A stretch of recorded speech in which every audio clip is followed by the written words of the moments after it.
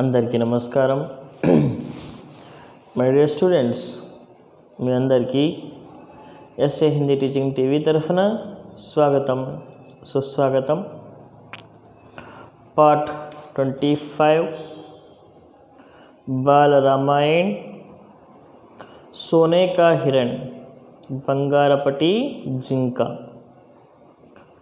నిన్నటి వరకు పార్ట్ 25 వరకు రాముడు ఆ బంగారు జింకను పట్టుకోవటానికి ఏ విధంగా వెళ్తాడు, మారీచుడు ఆ బంగారపు జింక వేషంలో ఎట్లా వస్తాడు, అదేవిధంగా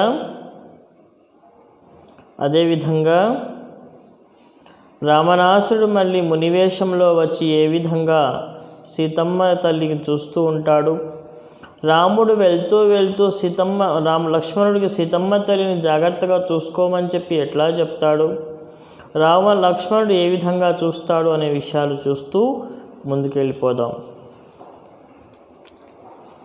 राम को कुटीर से निकलने देखकर मायावी हिरण कुलाचे भरने लगा. राम को बहुत झकाया, झड़ियों में लुकाता छिपता भागता वह राम को कोठी से बहुत दूर ले गया. राम जब भी उसे पकड़ने का प्रयास करते वह भागकर और दूर चला जाता. हिरण चालाक था, वह इतनी दूर कभी नहीं जाता था कि पहुंच से बाहर लगे. రాముల వారు ఆ జింక వెనకాలే పోతూ ఉన్నారు. ఆ జింకను పట్టుకొని ఏ విధంగా అయినా సరే సీతమ్మ తల్లికి బహుకరించాలని చెప్పి అనుకుంటున్నారు.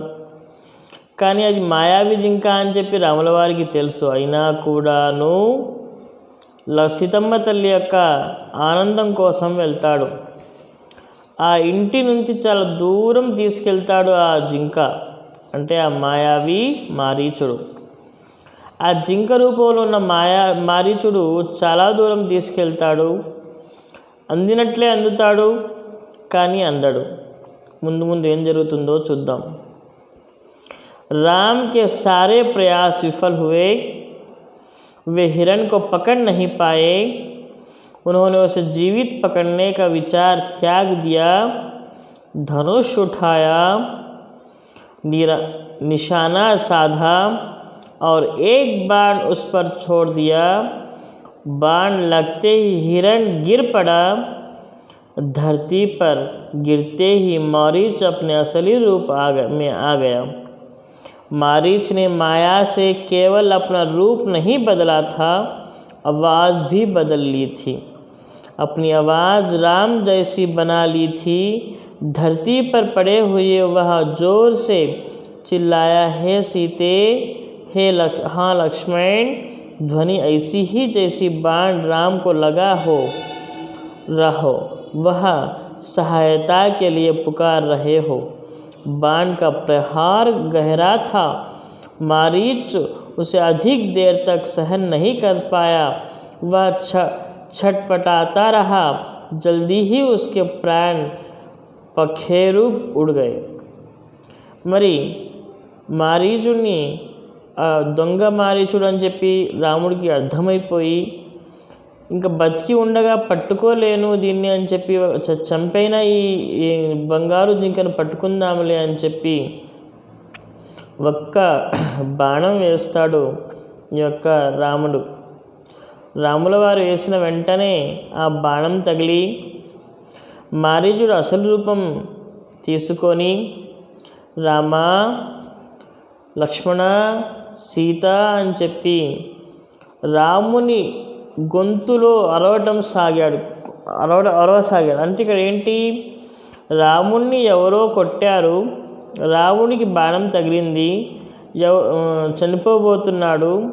కాబట్టి లక్ష్మణుడు కానీ సీత కానీ ఇద్దరు వచ్చి కాపాడాలి. అంటే లక్ష్మణుడు వస్తే కాపాడాలి. అప్పుడు సీతమ్మ తల్లిని రావణాసుడు తీసుకెళ్ళిపోవచ్చు.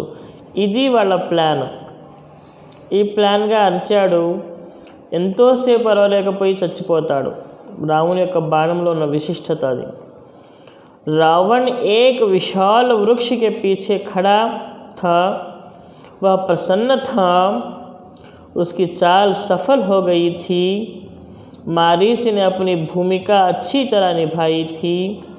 अब तक सब कुछ वैसा ही हुआ जैसा उसने सोचा था। उसे राक्षस अकंपन की बात याद आई।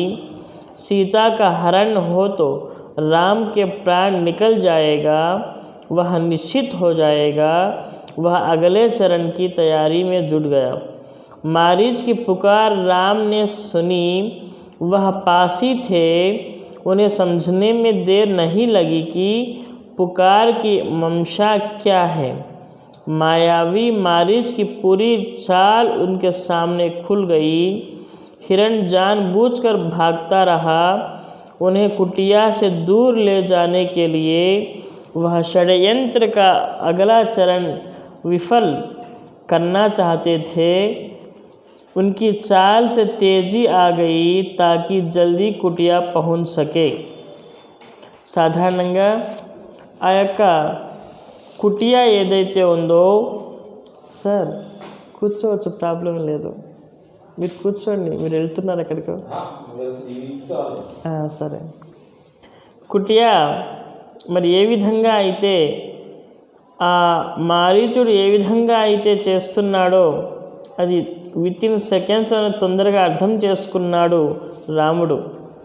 అర్థం చేసుకొని ఏదో పన్నాగం పన్నుతున్నారు అని చెప్పి బాధపడుతూ తొందరగా తన ఇంటి సైడు వస్తూ ఉన్నాడు రాముడు.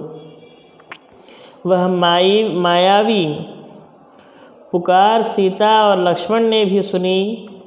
लक्ष्मण उसका रहस्य तत्काल समझ गए। राम की तरह उन्होंने बाण चढ़ाकर धनुष दृढ़ता से पकड़ लिया, चौकसी बढ़ा दी।